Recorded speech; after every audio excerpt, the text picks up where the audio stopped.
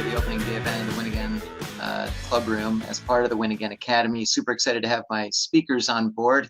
So if you 4 speakers could jump in, that'd be awesome, and join us here. So just click on the, there you go, Jed, welcome, excellent. All right, super. And then Randy, come on, you can do it, buddy. And maybe I'll need to just kind of, there you go. Awesome, guys. So real quickly, just a super fast introduction in order they're appearing on my screen. Jed Collins was a fullback in the NFL for several years, but more importantly, we don't care about that. What we care about is the work he's doing now, which is really teaching young adults and really, quite frankly, anybody, a lot of the basics behind your finances and really how to understand and learn better how to run your finances for the rest of your life and really how to take ownership of them. And he'll talk about that in a few minutes.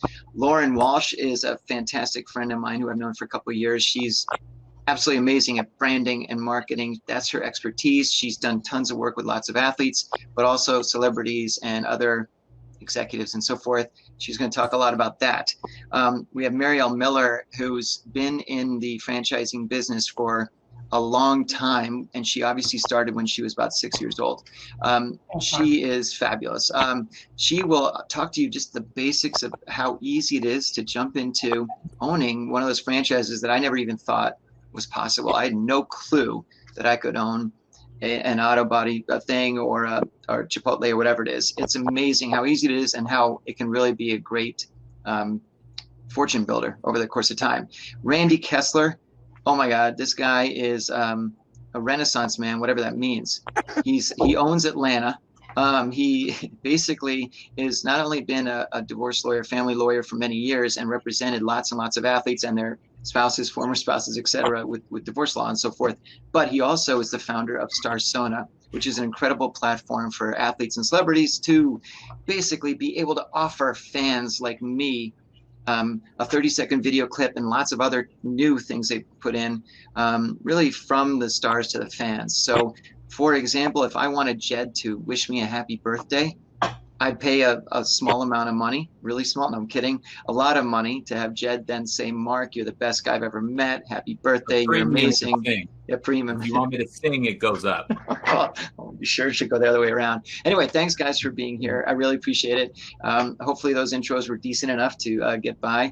But look, the most important thing to really talk about today is something that I'm very passionate about, and that's the whole concept of, athlete transition. But really, we can substitute almost anything in there, meaning that if you're going through any sort of a transition, whether it's from one job to the next, or, a lot with going on with this virus now, with maybe you've been out of work and you're trying to get back into the game, however it is, there's lots of different things to consider in that whole process. So really the first question I want to ask, and I'm going to ask everybody to chime in when you can, is, maybe if you could offer one piece of advice that you would give either an athlete who's retiring and not sure what he or she wants to do next, or if it's just if it's a non-athlete but somebody who's either lost their job or they want to completely leave their field and go into something new. Just one little small piece of advice. I'll tell you what, I'll start with Lauren. I'll put you on the spot first. Yeah. So my biggest piece of advice is to lean into the things that you are passionate about and the things that really light you up. Like, what are the things, whether it's day to day or having a conversation with someone, and it may have nothing to do with sports. It may be way out of the realm of what you're typically talking about, but just really think about that. Like, if you realize you're in a conversation with someone and they get on the topic of whatever, let's say music, and all of a sudden you're going and you feel it inside of you, like it makes you excited, figure out what those things are and start to just take notes and think about that. And don't be afraid to use this as an opportunity to simply reinvent yourself and get back to maybe what you actually were put on this earth to do. That's awesome. Jed? I love that. And passion is everything. What I would recommend to athletes is something unique that I began to do that has paid dividends throughout my transition is journaling. Writing down kind of my emotional state, because it is a very emotional time, but more importantly, the stories and the lessons you're going to take away from your game. this identification you've had since you were 7, 8, 9 years old. You've been the jock, you've been the athlete. Being able to translate and communicate to yourself, not just who you were as an athlete, but the skill set that you have to attack whatever that next endeavor is going to be, that is going to be quantifiable throughout your career.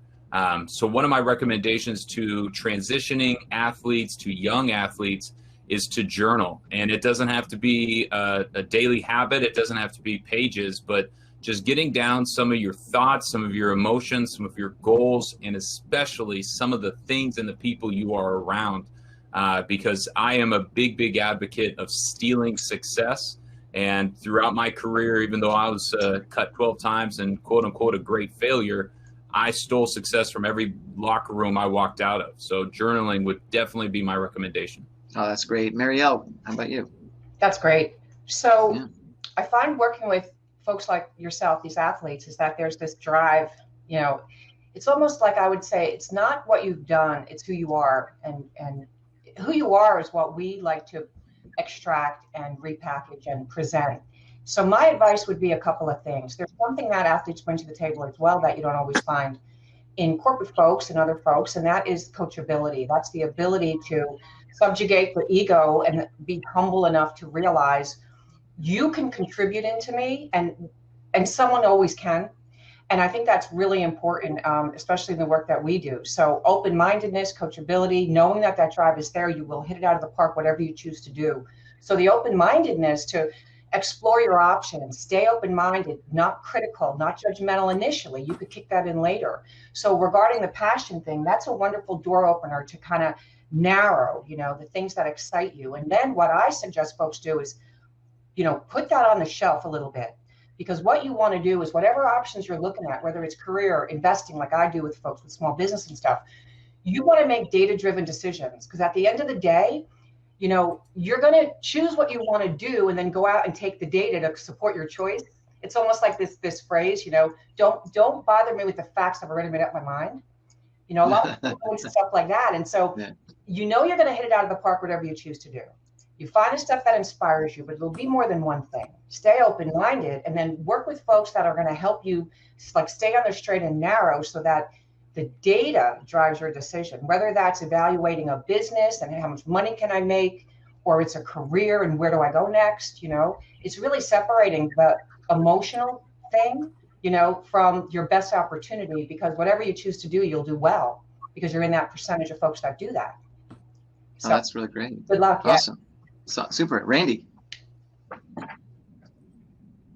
So Mark, thank you for having me. And I know you didn't have me because I'm a famous ex-jock that really killed it. I don't have any world records, but so I'm going to speak from my background. I'm a family lawyer and I've represented athletes and non-athletes and stars for years and years and years. So, you know, it's not the most fun topic and it's not what everyone wants to talk about, but be prepared for life's problems. Don't put your head in the sand. And, you know, so, and I see it particularly with athletes who are so used to everyone helping them when they're famous. And then when they're not famous, all of a sudden it's all on them. You know, they agree to pay $10,000 a month support. They get out of the league, and then someone says, "Hey, you know," he says, "I can't pay the $10,000, but she knows I'm not in the league anymore. She won't do it." Get some advice. Just talk to a lawyer. Figure out what's going to happen down the road. If you're not making the income, your obligations have to be adjusted. Your banking obligations, what kind of house you can afford, what kind of support you can afford. So just get a handle on what you need to know. And unfortunately, athletes have to grow up faster than everybody else. They make a lot of money in a short period of time. They got to figure out things that I didn't figure out until I was 40 or 50, life insurance, disability insurance, retirement, you know, wills. So don't put that on the back burner. Get it done ahead of time. And then my transition that I made personally was to turn it into something fun. And that's the whole, this Starsona thing. And I don't mean to be pitching it and selling it, but use your reputation. Don't be afraid to say, I'm a former athlete. What can I use that for? If that opens doors, if that gets you an interview, put it on the top of your resume. If someone will pay you to come to their kid's birthday party, or someone will pay you, there's nothing negative about using what you've done. You've given a lot of people a lot of good feelings and you've made them feel good. Let them pay you back. If you need to use that to help you get a job or monetize, there's no shame in saying, hey, you're a Saints fan. I used to play for the Saints. Can we talk about something? And by the way, I want to tell you about this other project I'm working on. There's nothing wrong with that. You've earned the right. You put in the work. Use it. I mean, use it. You have something that very few people have. Do not be ashamed Do not be afraid to say, well, they only like me because I'm a former ball player. Well, if that gets you in the door, get in the door. Well, look, there's first of all, Randy, there's no shame in number one not being not having an athletic background. Number two, there's no shame in promoting something, especially when look, I wouldn't have had any of you here if I didn't think that the businesses and the products that you're doing are fantastic. So, anyways, so let me jump over next to, and Randy, you touched on a couple things that are probably numbers like 4, 8, and 12 or something on Jed's list of things that are really important. But Jed, do me a favor and give me a sense of, you know, when you're an athlete or when you're playing. I know there's a situation where, you know, a lot of things are supposedly being handled by an advisor, and sometimes that advisor is a family member. Sometimes it's probably better not to have them a family member. But give me an idea of maybe a couple of the things that everybody, whether you're an athlete or not, what should we be aware of? What are a couple of the most important things financially? Well, I mean, it's obviously a broad subject, Yeah. but what I love to do is, because I get to deliver to the NFL rookie class quite often and some Major League Baseball players, one of my first slogans to them is 30% for when you're 30. If you can save 30% of your contract for when you're 30 years old, and college students, young professionals, they would look at that and say, 30, I'm not worried about when I'm 30, but as a young 22-year-old, you're being given an opportunity and a gift of a lifetime. If you don't care about future you, nobody else does. And that is really hard for an athlete, because we all play for the name and the logo on the side of our helmets. We have to prioritize the name on our back. Again, financially, if nobody is looking out for that person, where are we going to end up? How do you capture the true dream? So one of the concepts I love to share is the difference between being rich and being wealthy. Rich is in a moment. Wealth is how many moments or how many days you don't have to worry about money. So as a young athlete, I look at how can I remove hazards to your wealth? How can I begin to strategize and build a plan? Some of the simplest ways are obviously for young guys, getting out of credit card debt. Getting out of debt in general is often the first gift of the NFL. Then beginning to build up vehicles. So we all have the NFL benefits package, which is tremendous. But beyond that, we're very limited and have our hands tied to different vehicles to avoid taxes or to have shelters. I love introducing them to Roth accounts. I love introducing them to real estate or Marielle franchises, businesses that they can start to look at. I don't recommend young athletes invest in those while they are playing because of the risk factor. We're in the highest risk industry outside of maybe Wall Street, but the idea that they can start educating themselves about it today so they can transition out. So the number one thing I always recommend athletes go get is an umbrella policy. And oftentimes that is just one of the baseline fundamentals that I love saying, hey, every rookie that walks in the door should probably at the very least have renter's insurance, but should definitely go and get an umbrella for those catastrophic events. And so what I get to do and what I love so much is this idea of empowering them. I educate, which is important. I engage, but we empower to go and take action. And that action is what is significantly different in what the money vehicle program I'd use has changed in the financial literacy space. So what we are doing today is an enjoyable piece. I was sharing with Lauren earlier. It's my mission to empower 1 million people to use money. Athletes, professional athletes, I believe are going to be the next generation of wealth. They are already 70, 80% of role models for young people in America today. So why not begin to be the precedent for how to handle your money? Set up a system, pay yourself first, make sure society and taxes get it as well, but then also focusing on the compassion side. And for a lot of these guys, I try to limit their give because I want them to give for a lifetime. I don't want them to give big for 1 year. And we hear all the stories about guys going broke. Oftentimes, it is that compassion and that give bucket that ultimately trips them up, because I include family and friends in that as well. If you come to a game in the Superdome, Randy, that's not cheap and it's not free. And a lot of athletes are paying 10 or 20 tickets a game for an entire season. So those are just some thoughts I typically talk to young athletes about. Obviously, we scale up and go from there, but just as a baseline for financial literacy, we try to get them to understand those concepts, and then the obvious one, the eighth wonder of the world, compound interest. That's a great answer. And look, I love the 30 for 30. That's a super idea. And, you know, it all goes from there. Now, you know, I think, and I was telling you guys at some point here and there, but one of the most compelling messages I ever saw was done by the LA Rams with their rookies. And what they did was they brought in $1 million in cash, dumped it on a conference room table. And of course, the rookies were all like, "Oh my God, that's incredible." And then what they did was they had a wheelbarrow there, and they took off 450,000, put it in the wheelbarrow, boom, that goes for taxes. Then they were 30,000, that goes to your agent. 110,000, that goes for whatever. So by the time they were done shoveling away all the money, it was like 82,000 out of that million that was left. And they said, "This is what you can use to play with, not the million. Use 82,000, 8% of it, kind of a thing." And it was a very strong. When they see it visually, when you see what happens to your money visually in front of you, it's a pretty strong message versus just seeing it on a spreadsheet. So anyway, now Lauren, my next question is for you. In terms of while you're playing and before you play, while you're playing, and even after you're playing, obviously your branding and how you're seen out there by your, not just fans, but the general public is so critical, especially if you want to monetize that and grow your brand and you know, make some extra cash with endorsements, etc. But just give me one or two things that you think are important or critical for someone to just keep in mind as they try to do that. It's most important to lean into the things that you're passionate about, like I even mentioned earlier. I think a lot of people get caught up in the money aspect or the numbers aspect, and you know, they have these agents promising them all these ideas of, oh, we're going to do guaranteed marketing deals and we're going to get you all these things. And although that may work for a short amount of time and maybe you have a little bit of money to show for it, what happens when you transition on? So what you want to really lean into are, what are the things that you're going to be excited to do outside of your sport? I've shared this with you before, Mark. My philosophy on athletes spending time doing marketing is that you need to treat it as time and a half, because your full-time job is to be an athlete. So outside of that, what you're getting paid to do marketing deals should be done at time and a half. And if you figure out your contract in a 40-hour work week, you can figure out what your hourly rate is. So however much you're making in a year, divided by 2,080 hours in a year, you can figure out what your hourly rate is. You should be making that as a minimum for any sort of marketing deal.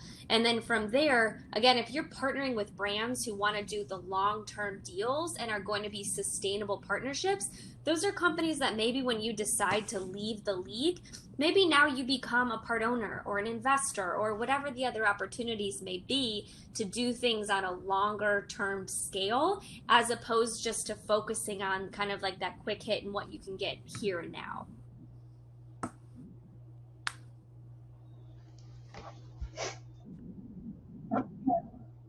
You're muted, Mark. You're on mute. You couldn't read my lips? What the hell? Thanks. So actually, Randy, I'll jump in with you then. So look, so Jed's talked about some of the financial side of things, and Lauren's talked about the branding side. But give me just one or two quick little tips that an athlete, and again, even an athlete who may be sort of out there, whether it's a celebrity or a high net worth individual or even a senior executive somewhere, give me one or two things that they can do to really, as you know, protect yourself. You mentioned the umbrella policy earlier. Is there anything they should just, whether it's reach out to somebody like you, or is it something they can look up online? What do you think they should do? Give me a couple bits of advice. Two things. One, I want to follow up on what Lauren said. She talked about big hits. Don't forget the little things. Being nice to everybody. You never know who can pay off. I mean, I think about it. Starsona maybe pays you $50 for a video, but guess what? 15 seconds to do a video. That hourly rate is probably $4,000 an hour. You do 100 videos in an hour, you've made more money than you've made playing football. So don't forget the little things, you know, being nice to you. But more importantly, like you said, an ounce of prevention. I mean, the book I wrote was going to be an ounce of prevention. Talk to an expert. If you have a family law issue, and it's not me, I'm in Georgia. If you need somebody for the NFLPA and the NBPA, I'll send you to somebody. I don't get a referral fee. I'll find you somebody. But find somebody, get in. No one likes lawyers. No one likes to talk to a lawyer. But get in on the front side. Get the child support reduced when you're out of the league. And think about it ahead of time. Don't put your head in the sand and say, this won't, I can overcome this. You know, everyone always helps me out because I've always been get help. Talk to somebody like Jed if you have financial issues. Talk to somebody like Lauren and Marielle if you want branding, whatever. Find somebody who's good at what they do. You know, you needed a coach to get you to where you are. Get a financial coach, family law coach. Find somebody, because The worst call I get is when it's an athlete that I represented 10 years, and they call me and I say, you owe like $300,000 in support, is it, you know? And I love it when they say, no, I'm just calling to check in. And I'm like, sigh of relief. But I get those calls too often. I wish I'd come to you 10 years ago. I knew I couldn't afford it, but I never thought I'd be the one in this position. You always think it's somebody else. And ounce of prevention, get the knowledge ahead of time, 100%, get educated, whether it's family law, whatever your issues are, financial, branding, business, and go to stuff like you're the best, Randy, and that's why you're my favorite lawyer of all time. We'll see, because oh no, he's second, tied for first. Because Frank's on here, he'll kill me. Anyway, Marielle. So let's say I've played a sport, or even if I haven't, but I happen to have some money that I've saved up, and let's say, you know, I did well because I happen to have some Netflix stock, but now I want to diversify a little bit, and you know, there are lots of ways to do that, but you know, I think one of the ways that really people don't know a lot about and really need a much better education in is the whole world of franchising. And I know you've been in it a long time. I know you've seen a lot of them do really well and some of them not do so well. But give me like one piece of advice that you might give somebody who really hasn't considered that as an option.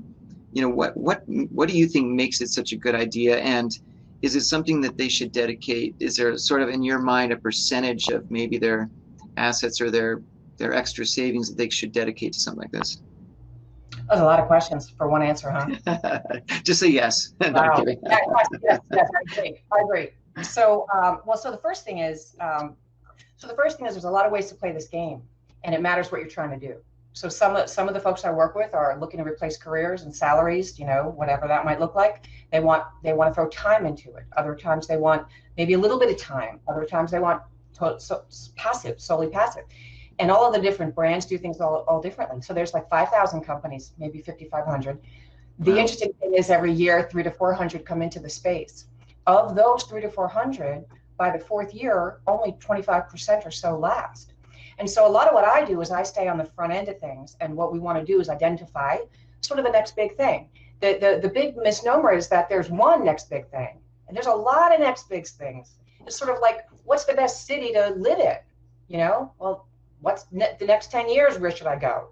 So there's a lot going on with that. And I think I can't answer the question as to the percentage of all of that stuff from the front end. What we do is work backwards. What are you trying to accomplish? And could this, it's just sort of an exploration, right? The whole open-mindedness, coachability piece. So could this be an option for you? Could this investment strategy, or even if it's going to be a career piece of your time, could this get you where you want to go? So we want to start kind of with the end in mind. And I love what Jedidiah said earlier about wealth building. You know, I often say when I'm trying to figure people out, which categories are we going to start exploring? I was told a long time ago, you know, people can become a king for a day or a prince for a lifetime. You know, did you have that one? And that's a wonderful phrase, because part of figuring folks out, and if we should even do like a targeted search in a particular market for them or not, we could figure out relatively easily, you know, has to do with where are you trying to go? What are you trying to accomplish? What are the skill sets and talents you would throw at this thing? If it's not image and brand, could be a combo, which is much better, but either way, you know, and then we need to take a look at what categories we're going to go to. And once we figure out the categories, then it boils down to the brand. And there's so many questions about the fit that I think that the bottom line, I love telling people this because it makes no logical sense.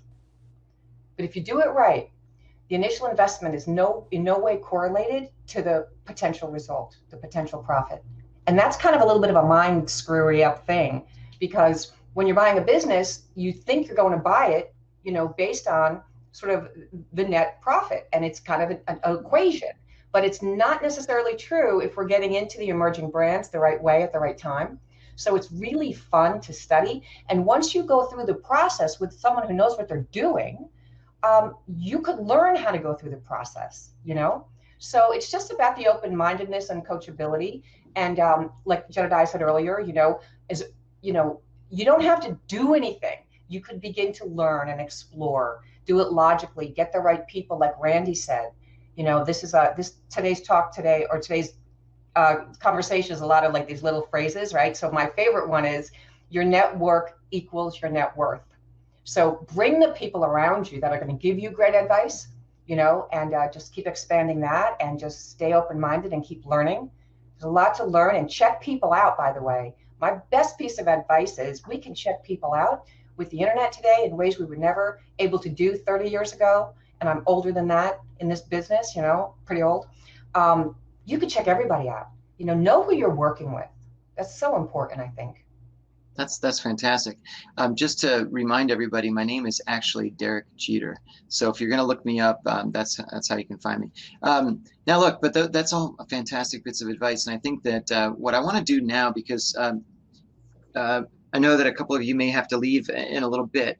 The most important thing I wanted to do today really was to give everybody the opportunity to really understand and learn what my guests do. And you guys are all, you bring so much value to others. And that's the whole point here. You're not just selling something, you're offering something. You're offering a service, you're offering knowledge, you're offering expertise and advice that is tremendously valuable. Just a real quick note, down below at the very bottom of your screen, especially if you drag it up a little bit, you'll see that there are sort of billboards for each of the guests. So if you want to learn more about Jed and his money vehicle course, if you want to learn more about Lauren and her business and her branding business, and more about Marielle and the franchising opportunities, and Randy and about Starsona too, which is amazing. Make sure you click on that, check them out, and please connect with everybody on social media, on LinkedIn, etc., and continue your dialogue. One of the other things I want to just quickly point out is Mark, yeah, go ahead. Yeah. I just want to say, I know, I can already tell the folks you have on, and I know you, everyone that's participating would talk to anybody for free. And if anybody on this panel or anyone attending says, I need to follow up with Lauren or Jed on something you said, reach out to us. We're doing this. It may help us in the long run, but we're doing exactly what Marielle just said. Reach out for advice. We love doing this stuff. It feels good to us to help. If somebody gets something out of something we're saying, it's not just if you don't catch us right now or you're embarrassed to ask something in public, at least I'm speaking for myself. Email me, write me, and I'll get you in touch with the right resource, just as a favor to Mark or to you for attending, and because I like helping and it really feels good to help. So thank you, Mark, for letting me interrupt you. I'll second that. That was well said, Randy.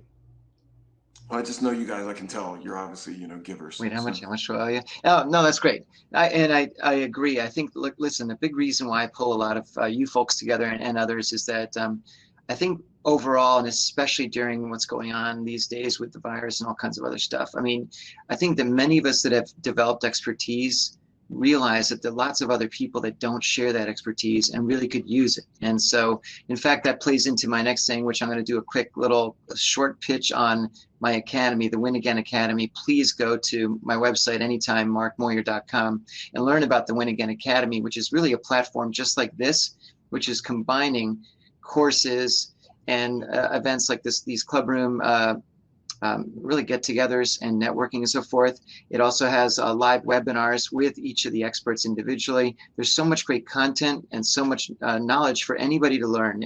You don't need to just be an athlete, you can be anybody. And I've priced it super low so that membership is really inexpensive to be part of it. Please check it out when you can. And I'm happy to talk to you more about that. But listen, we've got a few minutes left. So what I want to do now is really just tidy things up with maybe just a last little comment from everybody, and then we'll jump back to the networking real fast. And then Jed, that'll give you a chance to just say goodbye to a few people and so forth. I know you got to jump in a couple of minutes. Everyone's really busy, but I really appreciate your time. So Jed, just a quick last sort of 30 seconds, tie together. Oh, you're on mute, by the way. You're on mute. In the chat, this platform is really cool. Sitting at the tables, getting to talk to people. Yes, absolutely. I am going to separate myself. You have to pay to talk to me, so don't kid yourself. I love it. I knew it. I was waiting for that. But what I want to emphasize is the connections. And if I can't help you, I know somebody who can. High schools, universities are who I'm trying to get my course onto. So if you know of a university, an athletic director, because a lot of student athletes were just handed a lot of time back, and more will be in the next couple of weeks. I have a 10-week virtual course that they can all take on their own time that I'd love to deliver them to invest in something above the shoulders and in themselves and in their future. So I love this. This is a great way for me on the West Coast, start my day. And it was really enjoyable to meet all of you. And one more time, because Lauren's helping me with remembering branding, use money, understand your money, strategize your money, and be efficient with your money. And Money Vehicle will help you do that. Thank you guys so much. Oh, love it. Excellent. Thanks, Jed. All right, Lauren. Okay, so I think the biggest thing is lean into what you know and lean into what you love. I think we get so caught up even as adults in trying to people please all the time and trying to create these business models and plans and marketing strategies that are going to get us the most amount of likes or the most amount of people to engage. The reality is that at the end of the day, and this goes a lot to what Randy said, it's all about being a nice person and being someone who is trustworthy. I mean, unfortunately, the sports industry is filled with so many people who have given the sports industry a bad name because there are a lot of people who get into it for the wrong reasons. They want to hang out with the athletes. They want to go to the cool parties and act like they make a ton of money. There are a lot of other people who do it for the right reasons who are genuine. So lean into that. I was telling Jed earlier, use your go-to stories. I think so often we get caught up in imposter syndrome and thinking that unless we have a certain amount of years or certain things on our resume that maybe we're not qualified to be doing a level of something.